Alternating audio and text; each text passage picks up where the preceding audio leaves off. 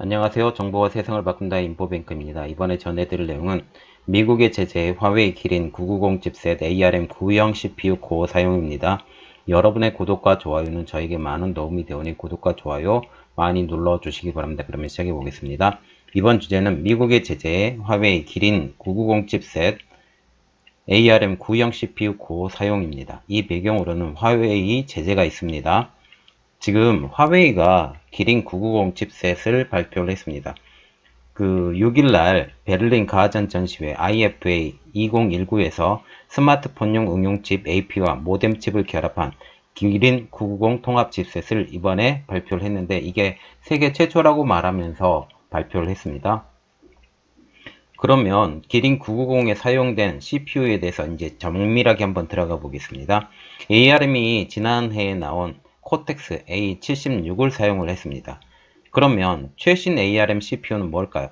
최신 ARM CPU는 코텍스 A76 CPU가 아닌 A77 CPU입니다. 이 코텍스 A77 CPU가 A76보다 연산 속도가 20%나 빠르기 때문에 이 A77을 써야 더 맞는 말인데 기린 990 같은 경우는 코텍스 A76을 사용을 한 거죠. 그러면 화웨이가 말하는 코텍스 A76 사용 이유에 대해서 알아보겠습니다. 리처드 유 화웨이 가전사업 부분 CEO가 이렇게 말했는데요. 고객들의 수요를 충분히 맞출 수 있기 때문에 이걸 사용했다. 기린 990 성능이 사용자의 요구를 충족하고도 남기 때문에 배터리 수명을 단축하면서까지 추가 전력이 드는 최신 A77 CPU를 사용할 가치가 없다. 이것은 맞습니다. A77 CPU를 쓰는 것보다 A76 CPU를 쓰는 게 성능은 더 높아졌기 때문에 더 배터리가 더 많이 쓰이는 건 더 맞는데 속도가 더 빨라지는 거죠. 속도가 더 빨라지기 때문에 전체 배터리 사용을 보면 그렇게 많이 차이 나지는 않습니다. 그리고 삼성 같은 경우는 A77에 A76을 복합해서 썼기 때문에 성능은 훨씬 더 좋겠죠. 그렇게 하는데 화웨이가 지금 말하는 것은 삼성전자에서 만든 것보다는 어떻다라는 것은 아직 언급이 없습니다. 아직 언급이 비교 대상이 나온 지가 서로 얼마 안 되기 때문에 서로의 비교 대상이 어떻게 되지 않기 때문에 그건 잘 모르는 입장입니다. 그러면 코텍스 76 사용을 알 수 있는 방법을 한번 알아볼게요. 기린 990은 8개의 CPU 코어를 사용을 했거든요. 거기에 4개의 강력한 ARM사의 76 CPU 코어를 사용을 했고 2개는 2.86GHz 클럭 스피드를 나오고 다른 2개는 2.36GHz의 스피드 클럭을 실행을 한다고 합니다.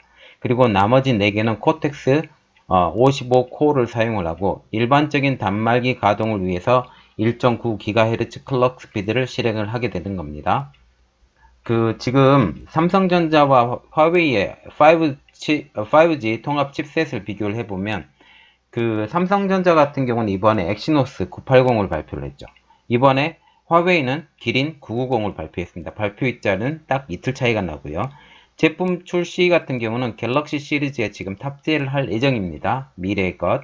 그리고 화웨이 같은 경우는 메이트 30 시리즈와 그리고 폴더블 폰인 메이트 X에 이것을 탑재를 지금 하려고 합니다. CPU 기술을 보면 ARM의 최신 코텍스 A77을 사용을 했고 화웨이 같은 경우는 ARM의 코텍스 77 이전 버전인 76을 사용을 했습니다.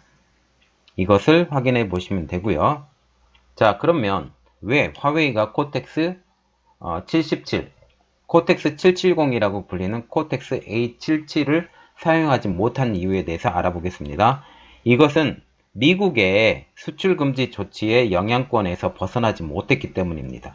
반도체 업계 관계자들은 이렇게 말을 하고 있는데요. 지난 5월 ARM이 화웨이와 거래를 중단하면서 두 회사 간 기술 제공 협의도 중단됐다. 어쩔 수 없이 지난해 획득한 라이선스를 의존해서 기린 990을 개발한 것 같다라고 지금 말을 하고 있습니다. 그리고 ARM 최신 A77 CPU를 쓰고 싶어하는 화웨이입니다.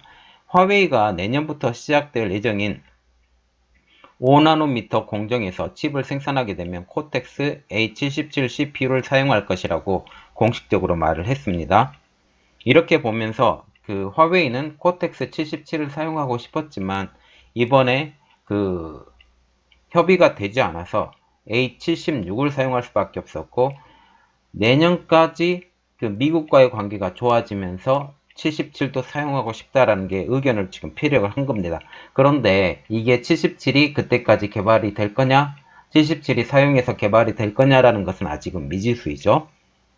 현재 삼성전자의 최신 AP 엑시노스 980에는 코텍스 A77 CPU 코어가 사용되고 있다는 것은 아까 설명을 드렸습니다. 그러면 화웨이의 최신 ARM 사용은 언제가 될까요? 미국 상무부의 블랙리스트에서 삭제되지 않는 한 화웨이는 ARM 아키텍처를 다른 뭔가로 대체할 수밖에 없는 상황입니다.